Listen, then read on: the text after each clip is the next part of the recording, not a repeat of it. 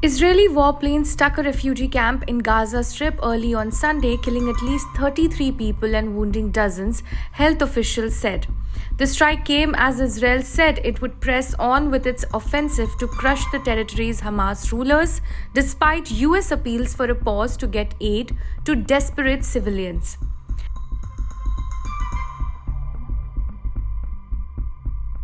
The soaring death toll in Gaza has sparked growing international anger, with tens of thousands from Washington to Berlin taking to the streets on Saturday to demand an immediate ceasefire.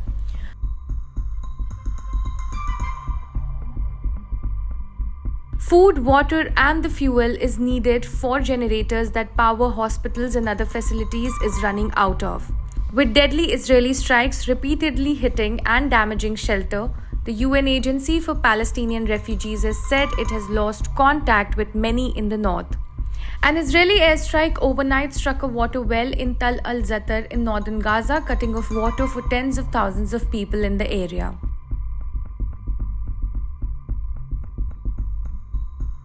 Congress General Secretary Priyanka Gandhi Vadra on Sunday accused the leaders of the free world of financing the genocide of thousands in Palestine and demanded that the international community should enforce an immediate ceasefire there. Without naming Israel or specifying any country of the free world, she described the situation as horrific and said that around 10,000 civilians have been massacred.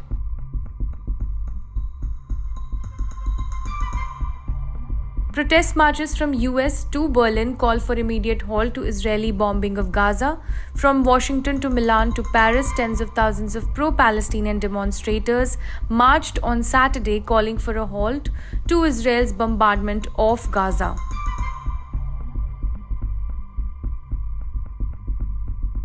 Secretary of State Antony Blinken met with Arab foreign ministers in Jordan a day after talks in Israel with Prime Minister Benjamin Netanyahu, who insisted there could be no temporary ceasefire until all hostages held by Hamas are released.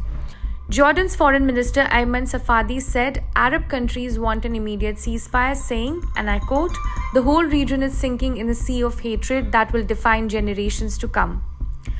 Blinken, however, said, and I quote, "It is our view now that a ceasefire would simply leave Hamas in place, able to regroup and repeat what it did on October 7th. He said that humanitarian pauses can be critical in protecting civilians, getting aid in, and getting foreign nationals out, and I quote, while still enabling Israel to achieve its objective, the defeat of Hamas.